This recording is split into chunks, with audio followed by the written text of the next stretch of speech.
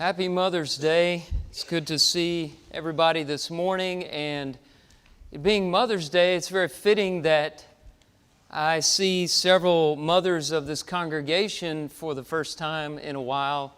We're so thankful that the country is healing from this pandemic and that so many more people are able to get out now. And we thank God for that, and we're very happy for all of your presence here. And we know there are several who are still watching from home, and we welcome you and look forward to the day when we can be with you again as well. We hope that everybody will have a good Mother's Day today, and if you have your mother with you, know that's a blessing. And don't take it for granted. Give her a call. Let her know how much you love her. We are continuing our series entitled Numbered Days. And as a reminder, this ties in with our open home meetings. We have several scheduled for this evening. If you haven't taken a look at the email update and you can find one that's open for you to attend. You can attend any of the ones that you'd like to this evening and continue the discussion of this series on the book of Numbers. When we started this series, we didn't start in the book of Numbers. We started with Psalm 90. We're actually going to get into the book this morning, and our text is Numbers chapters 11 and 12. And as we come to this, I want to remind you of the recurring theme that is throughout this book, and that is that our days are numbered, that life is brief and uncertain, life is short, and that we should use our lives to do meaningful things and not waste our time that God has given us on earth. And that should be ever before us, and that's the wisdom that we learn as we look at Numbers. And the question that confronts us when we come to Numbers chapters 11 and 12 is, do we want to spend so much of our short time on earth complaining? Why do we complain so much? And why do we talk about it as a problem so little? It's one of those sins, and yes, it is a sin, that we don't even think of. It's not on the list of the 7 deadly sins, whatever those are. And if we expanded that out to a list of 50, I don't even think it would make that list. We think there are legitimate reasons to grumble and complain all the time. We complain about everything. We complain about politics. We complain about family. We complain about children. We complain about spouses, about our job, about our recreation, about our vacations. We complain about everything all the time and never stop to think about what this negativity is doing to us. Never stop to think about how much better life would be in the few days that we have if we stopped complaining, started looking for solutions, and saw the best there is in life instead of always looking at the worst there is in life. Researchers from Harvard University conducted a study that lasted 72 years where they tracked the lives of the 1942 to 1944 classes at Harvard. And they were looking for what made people happy. And part of the research showed that those who accepted the changing circumstances of life and adjusted to them and looked for solutions instead of the problems, they led happier lives. Now, you didn't need that research to know that. But it's a helpful reminder that life is better when we're not complaining. This is science. And it shows that if we accept that life is going to have its setbacks, its pain, its disappointments, its suffering, if we accept that and adjust accordingly, we'll lead better lives, happier lives. Now, the devastating effects of negativity are on full display in the text, Numbers chapters 11 and 12. And we actually see 3 sets of complaints here. First, we're going to see the complaint of the people, and then we're going to see the complaint of Moses, and finally, we're going to look at the complaints of Moses' siblings, Aaron and Miriam. So let's start with the people. And notice their complaints as we begin. There are actually two complaints. In Numbers chapter 11, verse 1, they complain about their misfortune. That's their word, not mine. And then in verses 4 through 6, they complain about their food. So I can put a heading over both of those and say they're complaining about their circumstances. But there's more detail about the food, so that's what we'll focus on in the time that we have. So if you have your Bibles open there to Numbers chapter 11, let's read verses 4 through 6 together. It says, "Now the rabble that was among them had a strong craving. And the people of Israel also wept again and said, 'Oh, that we had meat to eat. We remember the fish we ate in Egypt that cost nothing, the cucumbers, the melons, the leeks, the onions, and the garlic. But now our strength is dried up, and there's nothing at all but this manna to look at.'" So the first thing I want you to notice as we look at this complaint of the people is how contagious negativity is. Look at it again, verse 4. It all starts with a group of people that Moses labels the rabble. That's my translation. I've seen it translated the riffraff. Who are these people? Well, they're probably mixed inhabitants that are non-Israelites that lived on the fringes of the camp. They weren't descendants of Abraham. They may or may not have been proselytized in as people of the covenant, but they were not the core group. They were the rabble on the outside that hadn't been fully assimilated into the nation. That's where it started, and that's where it should have stopped. But continue reading in verse 4. "The rabble had a strong craving, and the people of Israel also wept." See how contagious it is? It starts with a small group, and it spreads. And for some reason, positivity doesn't spread as easily as negativity. It just doesn't. It's like health. Good health is not contagious. But a virus, I think we know by now, is highly contagious, right? So they have a pandemic of negativity. And so I want to warn you, you may be a negative person. And you think, that's just how I am, and yes, I suffer because of it, but I'll deal with it. It's not just about you. You've got to think about the people around you and your influence. And yes, you have influence. And people are listening to you. And they're being affected by your negativity. And it may be that your contagious attitude is spreading amongst people that would otherwise count their blessings and be grateful and be positive. The negativity here was devastating. Now, why did it start? It started with the rabble who didn't fully know God. And I want to submit to you that the text makes it clear that it comes from a flawed perspective. They couldn't see the full picture. They were only looking at a fragment of reality, not the whole thing. And their perspective was flawed in two ways, concerning the past and the present. Now, we already read what they said about the past, and maybe this surprised you. Look at verse 5. "Oh, we remember the fish we ate in Egypt that cost nothing.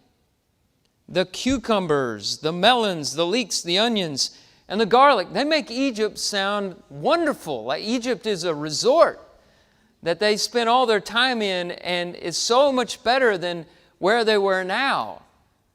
Had they forgotten about making bricks without straw? Had they forgotten about the taskmaster's lashes on their backs? Had they forgotten they were slaves? Cost them nothing? It cost them their lives, their freedom. It wasn't a great experience in Egypt. But see, they were only thinking of it from their current circumstances.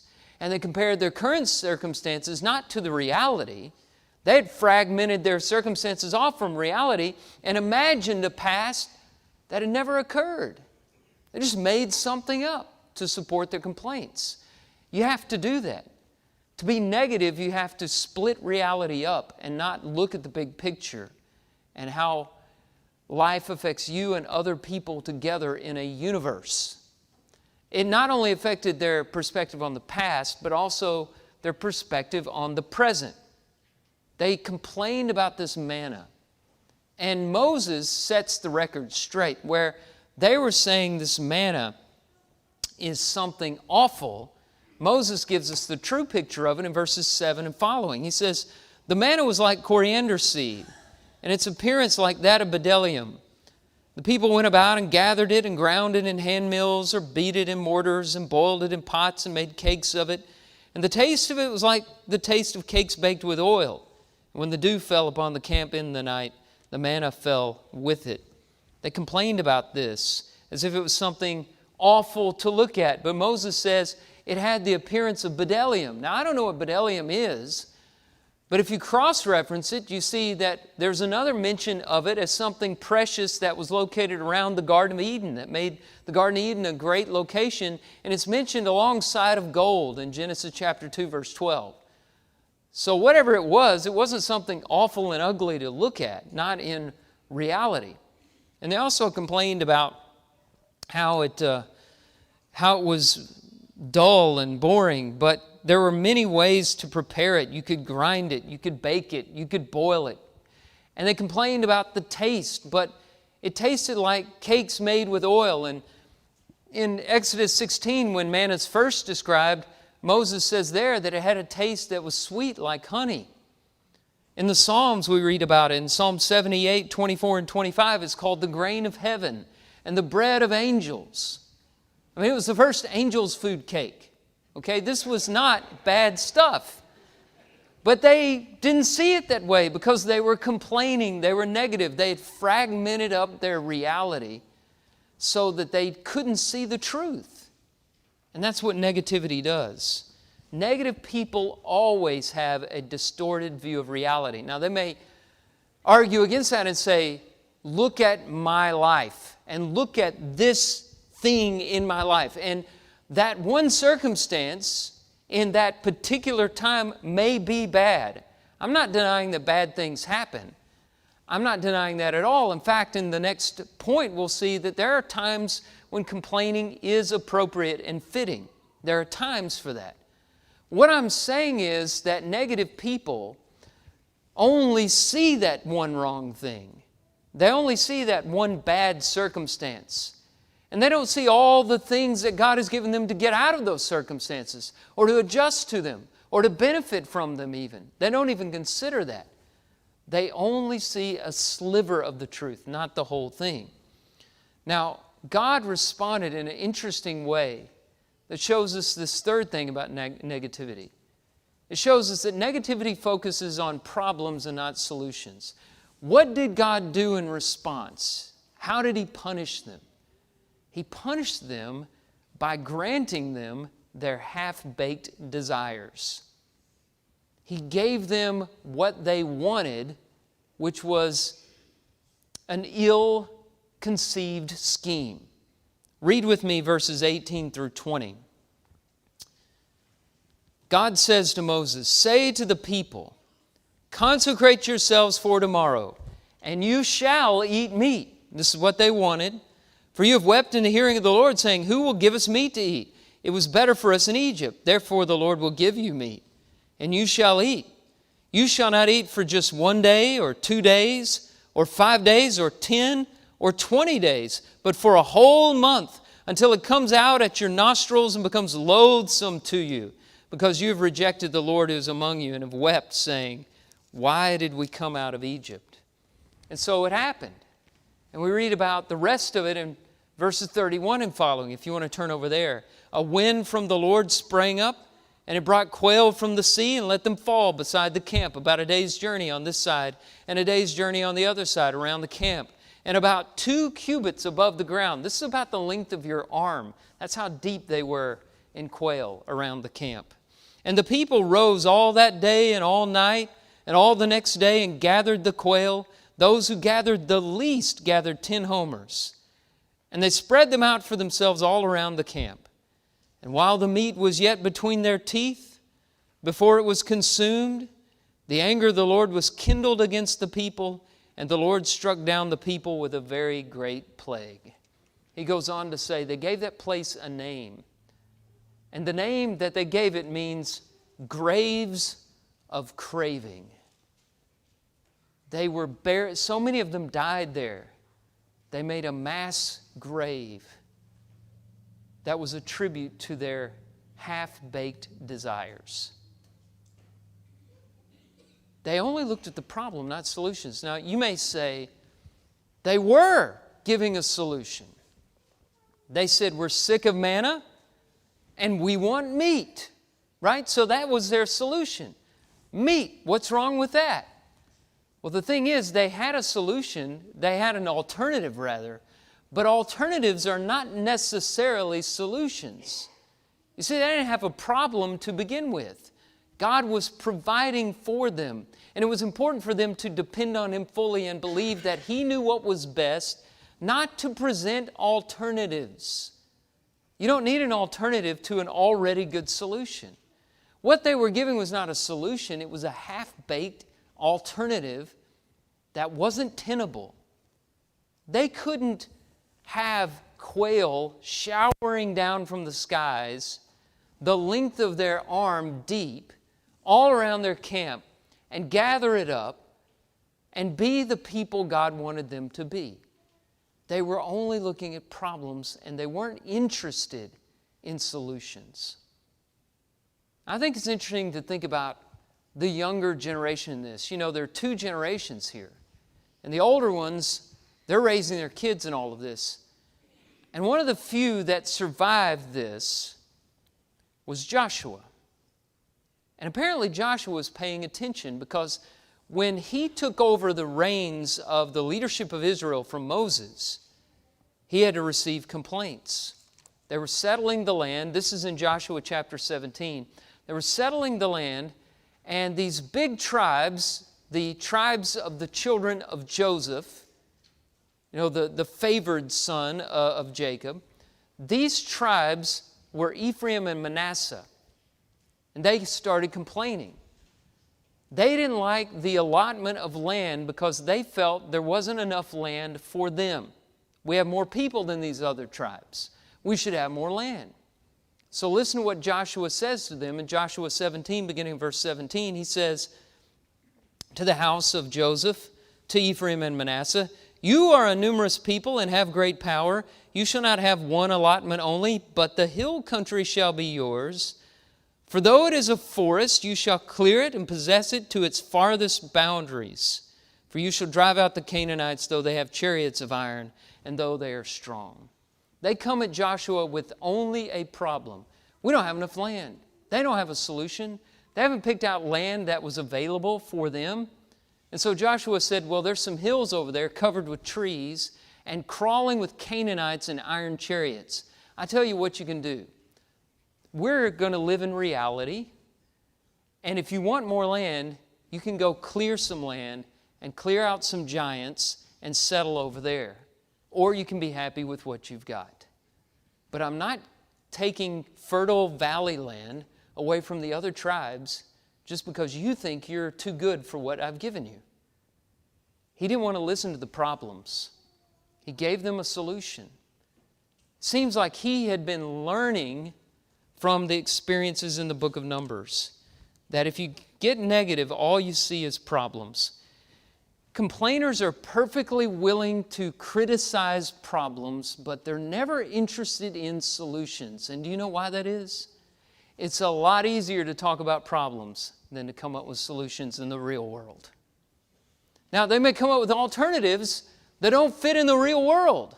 That's not a solution. It's just a lot easier to criticize problems. And you feel so righteous when you point out a problem. But you don't have to deal in the real world with solutions. It's easy to complain that your children don't have a great Bible class, for example, but it's a lot harder to sign up to teach and sacrifice the time and energy that it takes to teach a Bible class. It's easy to complain about leadership in the church, but it's a lot harder to develop the character and the lifestyle required to be a leader of God's people and get in front and be an example and lead. It's real easy to complain that the church isn't growing and there aren't enough baptisms and not enough converts and not enough new people coming in, but it's a lot harder to do what it takes in this world to make the relationships and contacts that are necessary to do the hard work of influencing somebody to give up what they've always believed and change their entire worldview to give their life, truly give their life to Jesus Christ. Now that's hard work. It's just a lot easier to complain about how things are going in your family or in your church or at your school or at work or in your neighborhood than it is to come up with real world solutions. And that's why there's so much negativity around. It's just the easy route. Complainers are just taking the easy way. But leadership is all about finding solutions. So we learn a lot from these people. That negativity is contagious, that it's a flawed perspective, and it focuses on problems instead of solutions. Let's move on to the second set. Well, I left out one really important part. The only way, or one of the best ways to confront negativity is prayer. How did Moses respond to this? In verses 1 through 3, he falls on his face and he prays. And in verses 11 and following, he prays again. And we'll get into that prayer. We'll see that it's very angry. And there's a lot more that I want to say about Moses' response in the next point. But right here, what I want to tell you is, beware of the contagious nature of negativity, and a good way to confront it is prayer. You can pray to the Lord for negative people, and that will help guard you against becoming one of them. That's what we see Moses doing. But we have to say that the complaining did spread to him, and that leads us to the second point. I want to talk about Moses now, picking up in verse 10. First, the people of Israel complained, and then Moses began complaining. See what he said after they complained about the food. Verse 11, Moses said to the Lord, "Why have you dealt ill with your servant? And why have I not found favor in your sight that you lay the burden of all this people on me? Did I conceive all this people? Did I give them birth that you should say to me, 'Carry them in your bosom as a nurse carries a sucking child to the land that you swore to give their fathers? Where am I to get meat to give all this people? For they weep before me and say, "Give us meat that we may eat." I'm not able to carry all this people alone. This burden is too heavy for me. If you will treat me like this, kill me at once, if I find favor in your sight, that I might not see my wretchedness." Now he's throwing a little bit of a pity party here. I realize that. What would you do? How much has he put up with already? I mean, let's empathize a little bit with Moses here. And you may not agree with me here, and you don't have to.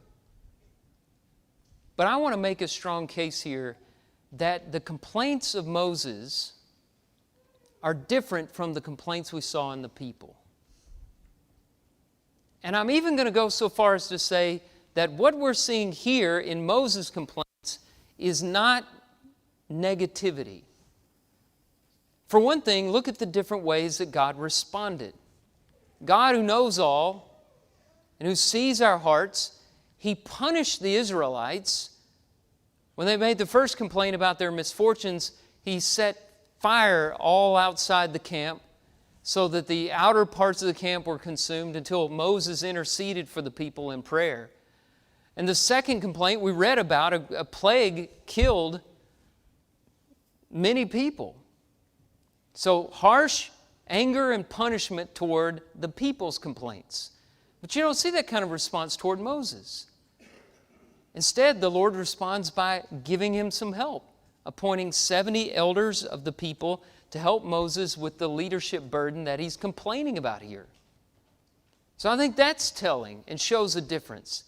And then also, if you begin to analyze the complaints, you see Moses is doing something very, very different than the people. Let me show you 4 ways. Number 1, Moses' complaints addressed a need. The people complained about manna, and they wanted meat, but they didn't need meat. Exodus 16 is where Moses first tells the people about the manna, and they first experience the manna. And the promise of the Lord is that they would be filled. The word means satisfied by the manna. It would give them the nourishment they needed to sustain life in the wilderness. And it did. They didn't need the quail. They just craved it. But Moses can't lead. He says at one point in this text that there are 600,000 people. He can't possibly lead and judge and shepherd 600,000 people alone. He can't do it. It was a burden too great for him. So that's the first difference. Number two, Moses' complaints had a solution. Now, what solution was there to, I don't like manna, give me better food than manna, when manna was the best food for them in the wilderness in those circumstances? There was no solution because there was no need to begin with. But there was a solution to Moses' problem, 70 elders, upon whom the Lord could give His Spirit to help Moses lead the people. Number three, Moses' complaints were motivated by love and not selfishness. And what's in it for Moses to stay with the leading of Israel? I mean, if he had been selfish, he would have said, I give up, I'm out of here, I'm going to go take what I have and build a life for myself instead of leading these people. Israel was selfish, but Moses, he's not selfish.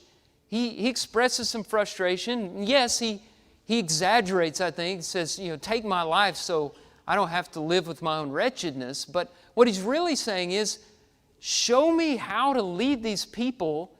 Give me a plausible way to fill this leadership position you've given me to fill. And then finally, Moses' complaints were directed towards someone that was known and understood. And by that, I mean God. He was complaining to someone that he knew intimately. Someone with whom, we'll see in the next point, he spoke face to face. He had the privilege to go before God and make this complaint because he knew God and he was known of God. He had a covenant relationship with Him. The people were complaining to Moses, and they didn't know Moses' heart. They didn't understand the situation. Again, they were looking at a fragmented reality, not the truth.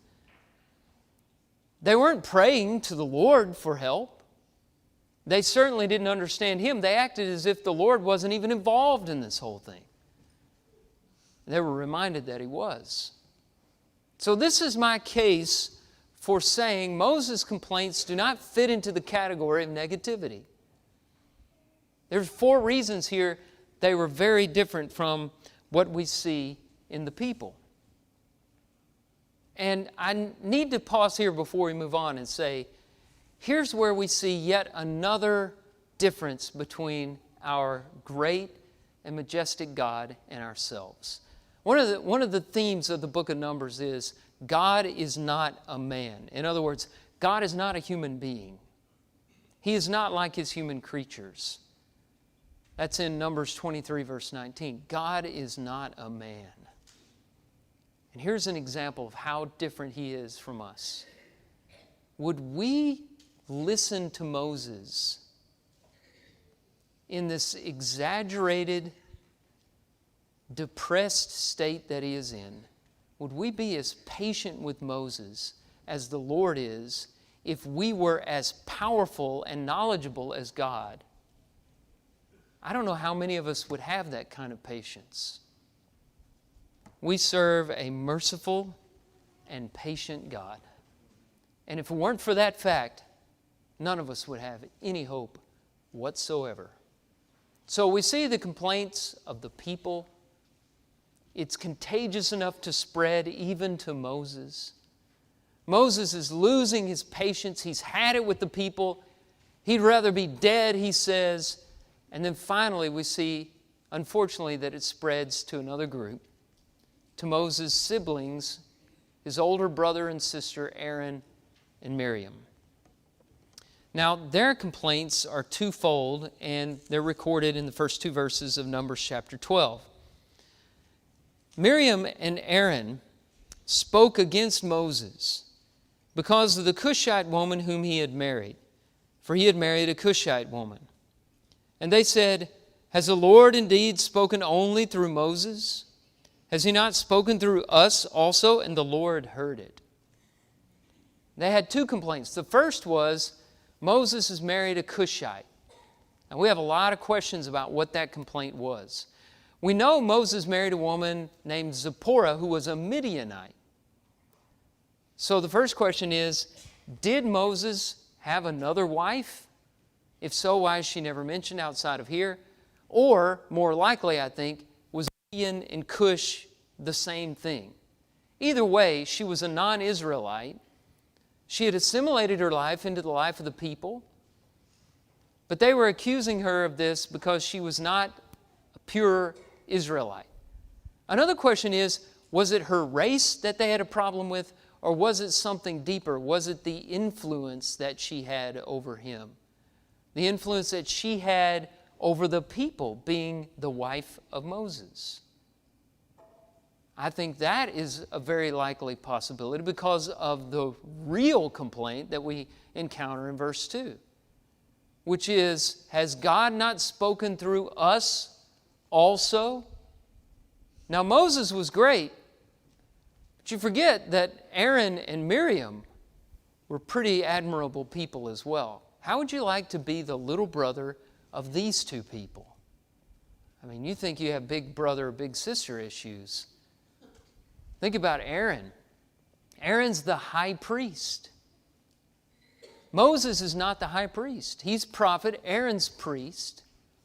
Aaron has this garb that he wears that symbolizes his consecration. He's the one who goes into the Holy of Holies once a year on the Day of Atonement to make atonement for the people.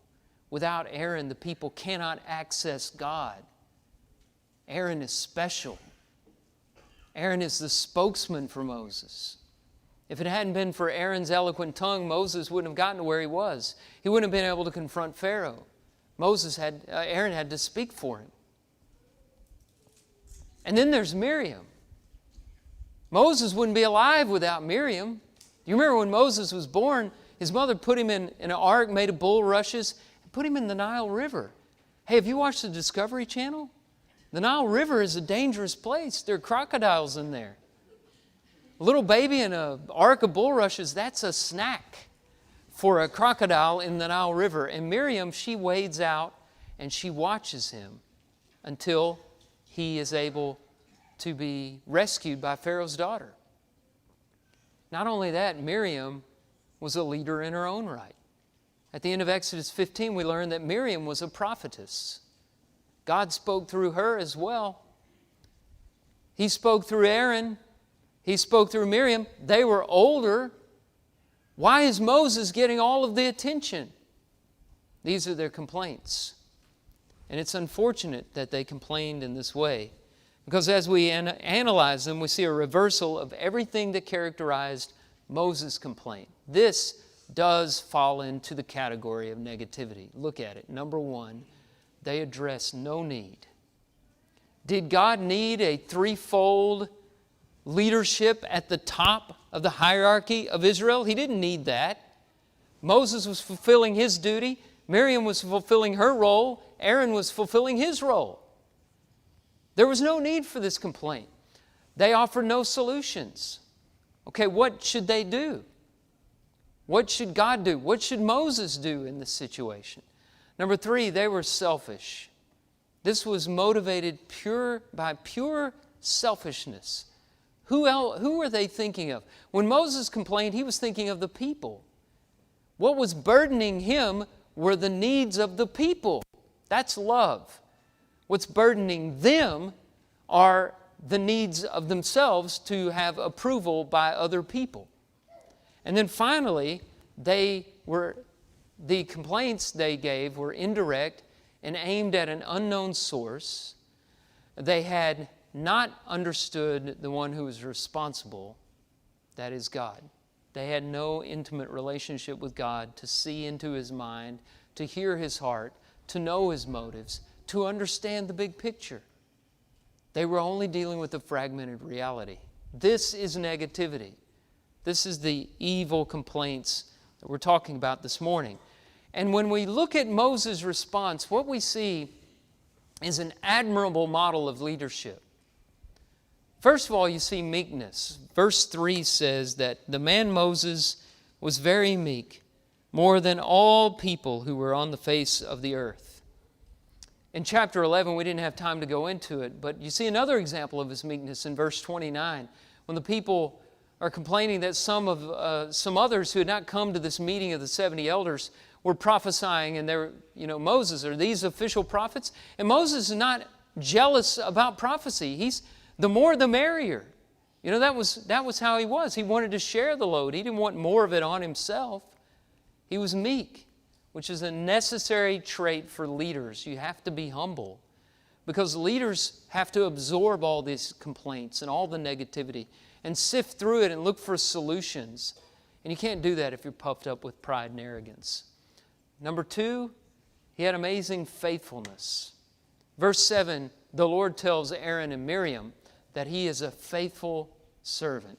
He is a trusted servant. The Lord could always depend on Moses, every time, in every situation. Number 3, he had enlightenment.